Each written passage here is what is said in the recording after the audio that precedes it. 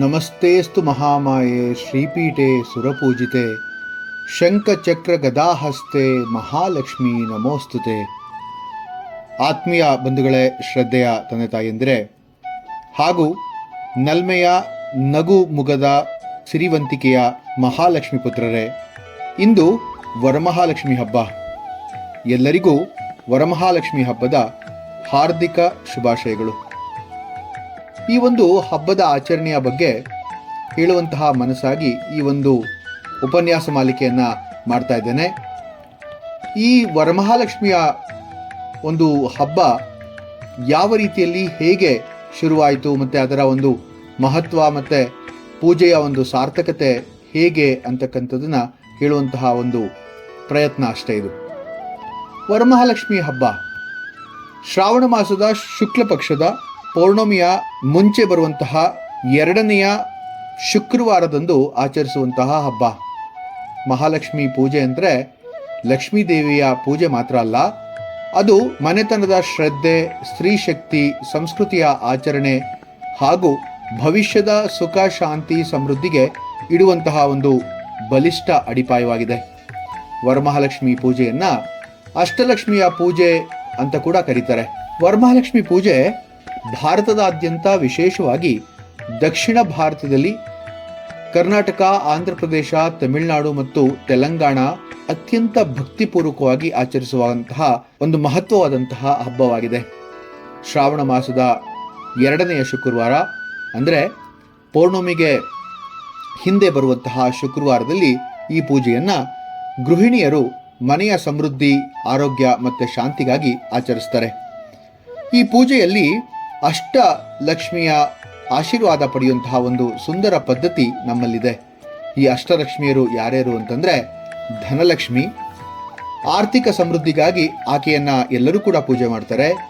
ಧಾನ್ಯಲಕ್ಷ್ಮಿ, ಆಹಾರದ ಪ್ರಚುರತೆಗಾಗಿ ಎಲ್ಲರೂ ಪೂಜೆ ಮಾಡ್ತಾರೆ. ಆದಿಲಕ್ಷ್ಮಿ, ಮೂಲಶಕ್ತಿ ಅಂದರೆ ಆದಿ ಅಂದರೆ ಮೂಲ, ಧೈರ್ಯ ಸಂಪನ್ನೆ, ಅವಳನ್ನು ಸಾಹಸ, ಧೈರ್ಯಕ್ಕೋಸ್ಕರ ಪೂಜೆ ಮಾಡೋದಿದೆ. ಸಂತಾನ ಲಕ್ಷ್ಮಿ, ಸಂತಾನ ಪ್ರಾಪ್ತಿಗೋಸ್ಕರ ಪೂಜೆ ಮಾಡ್ತಾರೆ. ವಿದ್ಯಾಲಕ್ಷ್ಮಿ, ಜ್ಞಾನ ಮತ್ತು ವಿದ್ಯೆಯ ಒಂದು ಸಿರಿದೇವತೆ ಆದ್ದರಿಂದ ಆಕೆಯನ್ನು ಜ್ಞಾನ ಮತ್ತು ವಿದ್ಯೆಗಾಗಿ ಪೂಜೆ ಮಾಡ್ತಾರೆ. ಧೈರ್ಯಲಕ್ಷ್ಮಿ, ಆಂತರಿಕ ಶಕ್ತಿಗೋಸ್ಕರ ಪೂಜೆ ಮಾಡಿದ್ರೆ. ವಿಜಯಲಕ್ಷ್ಮಿ, ಯಶಸ್ಸು ಮತ್ತು ಜಯಕ್ಕೋಸ್ಕರ ಪೂಜೆ ಮಾಡ್ತೀವಿ. ಗಜಲಕ್ಷ್ಮಿ, ವೈಭವ, ರಾಜ ಸಾಮರ್ಥ್ಯ ಮತ್ತು ಗೌರವಕ್ಕೋಸ್ಕರ ಪೂಜೆ ಮಾಡ್ತಾರೆ. ಅಷ್ಟಲಕ್ಷ್ಮಿ ನಮಸ್ತುಭ್ಯಂ ವರದೆ ಕಾಮರೂಪಿಣಿ, ವಿಷ್ಣುಪತ್ನಿ ನಮಸ್ತುಭ್ಯಂ ಪಾದಸ್ಪರ್ಶಂ ಕ್ಷಮಸ್ವಮೆ ಅಂತ ಹೇಳ್ಕೊಳ್ಳುವಂತಹ ಒಂದು ಶ್ಲೋಕ ಕೂಡ ನಮ್ಮಲ್ಲಿ ವಿಧಿವಿದಿತ, ನಮ್ಮಲ್ಲಿ ಬಹಳ ಪ್ರಚುರವಾಗಿದೆ. ಈ ಪೂಜೆಯಲ್ಲಿ ಗೃಹಿಣಿಯರು ಮಹಾಲಕ್ಷ್ಮಿಯನ್ನು ಸುಂದರವಾದಂತಹ ಕಲಶದಲ್ಲಿ ಬರಮಾಡಿಕೊಂಡು ಮನೆಯಲ್ಲಿ ಪ್ರತಿಷ್ಠಾಪನೆಯನ್ನು ಮಾಡಿ ಧರ್ಮ, ನೈತಿಕತೆ, ಸಂಸ್ಕೃತಿ ಹಾಗೂ ಆರ್ಥಿಕತೆಯ ಒಂದು ಸಮೃದ್ಧಿಗೋಸ್ಕರ ಪೂಜೆ ಮಾಡೋದಿದೆ. ಅದಕ್ಕೋಸ್ಕರ ಸ್ತ್ರೀ ಶಕ್ತಿಯ ದ್ಯೋತಕವಾಗಿ ಈ ಪೂಜೆಯನ್ನು ಮಾಡೋದು ನಾವೆಲ್ಲ ನೋಡಿದ್ದೇವೆ. ಯತ್ರ ನಾರ್ಯಸ್ತು ಪೂಜ್ಯಂತೆ ರಮಂತೆ ತತ್ರ ದೇವತಾಹ ಅಂತ ಹೇಳುವಂತಹ ಶ್ಲೋಕ ಇಲ್ಲಿ ಬಹಳ ಸೊಗಸಾಗಿ ಅನ್ವಯವಾಗುತ್ತೆ. ಎಲ್ಲಿ ದೇವತೆಗಳು ವಾಸಿಸ್ತಾರೋ ಅಲ್ಲಿ ಹೆಣ್ಣು ಮಕ್ಕಳಿಗೆ ಗೌರವವಿದೆ, ಅಥವಾ ಎಲ್ಲಿ ಹೆಣ್ಣು ಮಕ್ಕಳನ್ನು ಪೂಜಿಸಲ್ಪಡುತ್ತೋ ಅಲ್ಲಿ ಸಾಕ್ಷಾತ್ ದೇವರು ವಾಸ ಮಾಡ್ತಾರೆ ಅಂತ. ಕುಟುಂಬದ ಶ್ರೇಯಸ್ಸಿಗಾಗಿ ಈ ವ್ರತವನ್ನು ಮಾಡುವಂತಹ ಒಂದು ಪದ್ಧತಿ ಹಿಂದಿನ ಕಾಲದಿಂದಲೂ ಕೂಡ ಇದೆ. ಈ ಪೂಜೆಯು ಗೃಹಸ್ಥ ಜೀವನದ ಸಮೃದ್ಧಿಗೆ ಎತ್ತಿನ ಬೆನ್ನೆಲುಬಿದ್ದಂತೆ. ಗಂಡನ ಆಯುಷ್ಯ, ಮಕ್ಕಳ ವಿದ್ಯೆ, ಮನೆಗೆ ಐಶ್ವರ್ಯ, ಆರೋಗ್ಯ ಹಾಗೂ ಮನಸ್ಸಿಗೆ ಶಾಂತಿ, ಇದೆಲ್ಲದಕ್ಕೋಸ್ಕರ ಮಾಡುವಂತಹ ಒಂದು ಹಬ್ಬ ಇದಾಗಿದೆ. ಶುಕ್ರವಾರಂ ಶುಭಂ ವೃತಂ ಲಕ್ಷ್ಮ್ಯಾಂ ಪ್ರೀತಿಕರಂ ಪರಂ ಪ್ರತ್ಯುಹು ಆಯುರ್ದಯಂ ಸುಖ ಸಂಪತ್ಪ್ರದಾಯಕಂ ಅಂತ ಹೇಳುವಂಥ ಮಾತು. ವ್ರತದ ದಿನ ಬಂಗಾರದ ಕಳಸ ಹಾಗೂ ಒಂದು ಹುಂಡಿಯನ್ನು ಇಟ್ಟು ಲಕ್ಷ್ಮಿಯ ರೂಪಕವಾಗಿ ಅದನ್ನು ಆಚರಿಸಲಾಗುತ್ತೆ. ಅದನ್ನು ಕಳಶವನ್ನಾಗಿ ಅದನ್ನು ಆಚರಿಸುತ್ತಾರೆ. ಆ ಲಕ್ಷ್ಮಿಗೆ ಹೂವು, ಅಕ್ಷತೆ, ನೈವೇದ್ಯ, ಬೆಲ್ಲ, ತಂಬಿಟ್ಟು ಮುಂತಾದ ನೈವೇದ್ಯವನ್ನು ಮಾಡುವಂತಹ ಒಂದು ಪ್ರತೀತಿ ಇದೆ. ಈ ಸಮಯದಲ್ಲಿ ಮಹಾಲಕ್ಷ್ಮಿ ಅಷ್ಟೋತ್ತರ ಶತನಾಮಾವಳಿ ಪಠಣವನ್ನು ಮಾಡ್ತಾರೆ. ಲಕ್ಷ್ಮೀ ಸಹಸ್ರನಾಮ ಪಠಣವನ್ನು ಮಾಡ್ತಾರೆ. ಗಜೇಂದ್ರ ಮೋಕ್ಷ ಪಠಣವನ್ನು ಕೂಡ ಮಾಡೋದು ಇದೆ. ಪೂಜಾ ಸಂಭ್ರಮದ ವೈಶಿಷ್ಟ್ಯಗಳು ಹೇಗಿದೆ ಅಂತಂದರೆ, ವ್ರತಧಾರಿಣಿಯರು ಕೈಗೆ ದಾರವನ್ನು ಕಟ್ತಾರೆ, ಅಂದರೆ ಅದು ರಕ್ಷಾಬಂಧನ ಅಥವಾ ರಕ್ಷಣಾ ದಾರೆ ಅಂತ ಕೂಡ ಕರಿಬಹುದು. ತಂಬಿಟ್ಟು, ಒಬ್ಬಟ್ಟು, ಪಾಯಸ, ಪಾನಕ ಮುಂತಾದಂತಹ ವೈದಿಕ ನೈವೇದ್ಯಗಳನ್ನು ಇಲ್ಲಿ ಲಕ್ಷ್ಮಿಗೆ ಅರ್ಪಣೆ ಮಾಡ್ತಾರೆ. ಸ್ತ್ರೀಯರು ಪರಸ್ಪರ ವರ್ಣದ ಹಾರ, ಕುಂಕುಮದ, ಹಳದಿ, ಅರಿಶಿಣದ ಒಂದು ವಿನಿಮಯ ಮಾಡಿಕೊಳ್ತಾರೆ. ಪೂಜೆ ನಂತರ ಲಕ್ಷ್ಮೀ ಕಥೆ ಮತ್ತು ವ್ರತಕಥೆಯನ್ನು ಕೇಳುವಂಥದ್ದು ಒಂದು ವಾಡಿಕೆ ಇದೆ.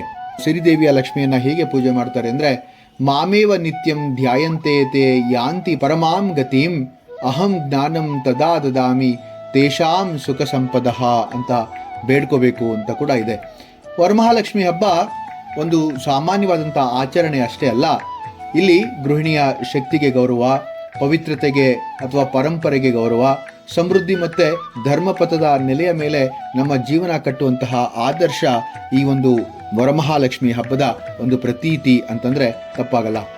ಶ್ರದ್ಧೆಯ ಲಕ್ಷ್ಮೀ ತೃಪ್ಯತಿ ಭಕ್ತ್ಯಾ ತತಃ ಪ್ರಜ್ಞಾ ಜಾಯತೆ ಅಂತ ಹೇಳುವಂತಹ ಒಂದು ಸಂಸ್ಕೃತ ಶ್ಲೋಕ ಇಲ್ಲಿ ಅನ್ವಯವಾಗುತ್ತೆ ಅಂದರೆ ತಪ್ಪಲ್ಲ.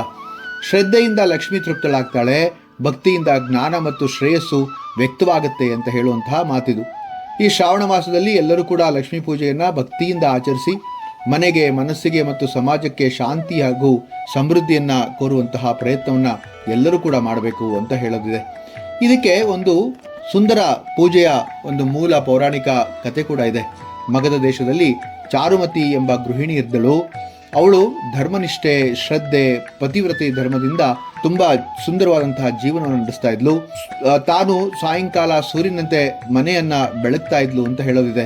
ಅವಳ ಶ್ರದ್ಧೆ ನೋಡಿ ಲಕ್ಷ್ಮೀದೇವಿ ಸ್ವಪ್ನದಲ್ಲಿ ಪ್ರತ್ಯಕ್ಷವಾಗಿ ಹೀಗೆ ಹೇಳ್ತಾಳೆ, ಶ್ರಾವಣ ಮಾಸದ ಶುಕ್ರವಾರ ನನ್ನನ್ನು ವರಮಹಾಲಕ್ಷ್ಮಿ ರೂಪದಲ್ಲಿ ಪೂಜಿಸು. ನಿನ್ನ ಮನೆಯೊಳಗೆ ನಾನು ಅಷ್ಟಲಕ್ಷ್ಮಿಯ ಸಾನ್ನಿಧ್ಯವನ್ನು ತರ್ತೇನೆ. ನಾನು ಎಂದಿಗೂ ಕೂಡ ನಿನ್ನ ಜೊತೆಯಲ್ಲಿ ಇರ್ತೀನಿ ಅಂತ. ಅಂದಿನಿಂದ ಆರಂಭವಾಯಿತು ಈ ಪೂಜೆ ಅಂತ ಹೇಳುವಂತಹ ಒಂದು ಪ್ರತೀತಿ ಇದೆ. ಇದು ಕೋಟ್ಯಾಂತರ ಮನೆಯಲ್ಲಿ ಜಾತ್ಯತೀತವಾಗಿ ಯಾರು ಬೇಕಾದರೂ ಈ ಪೂಜೆಯನ್ನು ತಮ್ಮ ಇಷ್ಟಕ್ಕೆ ಅನುಸಾರವಾಗಿ ಮಾಡಬಹುದಾಗಿದೆ ಅಂತ ಹೇಳಿದ್ರೆ ತಪ್ಪಾಗಲ್ಲ. ಅವರವರ ಶಕ್ತಿಯಾನುಸಾರ, ಭಕ್ತಿಯಾನುಸಾರ ಈ ಪೂಜೆಯನ್ನು ಮಾಡಬಹುದು ಅಂತ ಹೇಳುವಂತಹ ಮಾತು ಕೂಡ ಇದೆ. ವಾಚಕರೇ, ವರಮಹಾಲಕ್ಷ್ಮಿ ಪೂಜೆಯು ನಮ್ಮ ಮನಸ್ಸಿನ ಶ್ರೀಮಂತಿಕೆಗೆ ತರುವಂತಹ ಒಂದು ವಿವರಣೆ ಅಥವಾ ಒಂದು ಸುಂದರವಾದಂತಹ ಒಂದು ಪೂಜೆ ಅಂತಂದರೆ ತಪ್ಪಾಗಲ್ಲ. ಶ್ರದ್ಧೆಯ ದೇವಿ ತೃಪ್ಯಂತಿ ನ ಶಿಲಾ ಪೂಜೆಯ ಪ್ರಭೋ. ದೇವಿ ಶಿಲೆಯಲ್ಲಿ ಅಲ್ಲ, ಶ್ರದ್ಧೆಯಲ್ಲಿರುವ ಹೃದಯದಲ್ಲಿ ವಾಸವಾಗಿರ್ತಾಳೆ, ತೃಪ್ತಳಾಗ್ತಾಳೆ ಅಂತ ಮಾತು ಹೇಳುವಂಥದ್ದಿದೆ. ಇಂದು ಲಕ್ಷ್ಮಿಯ ಕೃಪೆಯಿಂದ ಗೃಹ ಸಮೃದ್ಧಿ, ಮನಸ್ಸು ಸಮೃದ್ಧಿ ಮತ್ತು ಗೃಹ ಪವಿತ್ರ, ಮನಸ್ಸು ಪವಿತ್ರವಾಗುತ್ತೆ, ಸಮಾಜ ಸಹೃದಯವಾಗಲಿ ಅಂತ ಎಲ್ಲರೂ ಕೂಡ ಬೇಡ್ಕೊಳ್ತಾ ಮಹಾಲಕ್ಷ್ಮಿಯನ್ನು ತುಂಬ ಹೃದಯದಿಂದ ಆಚರಿಸ್ತಾ, ಅವಳನ್ನು ಪೂಜೆ ಮಾಡ್ತಾ, ಅವಳ ಪ್ರಸನ್ನತೆಯನ್ನು ಕಾಪಾಡಿಕೊಳ್ತಾ, ಮನೆಯಲ್ಲಿ ಸದಾ ನೆಲೆಸಿರುವಂತೆ ಕೋರ್ತಾ ವರಮಹಾಲಕ್ಷ್ಮಿ ಹಬ್ಬವನ್ನು ಬಹಳ ವಿಜೃಂಭಣೆಯಿಂದ, ಸುಂದರವಾಗಿ ಹಾಗೂ ಶ್ರದ್ಧೆ ಮತ್ತು ಉತ್ಸಾಹದಿಂದ ಆಚರಿಸೋಣ ಅಂತ ಹೇಳ್ತಾ ಈ ಒಂದು ಉಪನ್ಯಾಸ ಮಾಲಿಕೆಯನ್ನು ಮುಗಿಸ್ತಾ ಇದ್ದೇನೆ. ಶುಭಂ ಭವತು. ಶ್ರೀ ವರಮಹಾಲಕ್ಷ್ಮಿ ವ್ರತದ ಶುಭಾಶಯಗಳೊಂದಿಗೆ ಈ ಒಂದು ಮಾತನ್ನು ಮುಗಿಸ್ತೇನೆ. ಎಲ್ಲರಿಗೂ ಕೂಡ ಆ ಮಹಾಲಕ್ಷ್ಮಿ ಧಾನ್ಯ, ಧನ, ಆಯುಷ್ಯು, ಆರೋಗ್ಯ, ಐಶ್ವರ್ಯ, ಅಭಿವೃದ್ಧಿ ಎಲ್ಲವನ್ನ ಕೊಟ್ಟು ಕಾಪಾಡಲಿ ಅಂತ ಕೇಳ್ಕೊಳ್ತಾ, ಧರ್ಮಾರ್ಥ ಕಾಮ ಮೋಕ್ಷ ಪ್ರತಿನಿಧಿಯಾಗಿ ಬರುವಂತಹ ಶ್ರೀ ಮಹಾಲಕ್ಷ್ಮಿ ಮನೆ ಮತ್ತು ಮನವನ್ನು ತುಂಬಲಿ ಅಂತ ಕೇಳ್ಕೊಳ್ತಾ ಈ ಒಂದು ವರಮಹಾಲಕ್ಷ್ಮಿಯ ಹಬ್ಬದ ಶುಭಾಶಯವನ್ನು ಮತ್ತೊಮ್ಮೆ ನಿಮ್ಮೆಲ್ಲರಿಗೂ ಹೇಳ್ತಾ, ಎಲ್ಲರಿಗೂ ಕೂಡ ಆ ವರಮಹಾಲಕ್ಷ್ಮಿ ಶುಭವನ್ನು ತರಲಿ ಅಂತ ಆಶಿಸ್ತೇನೆ. ನಮಸ್ಕಾರ.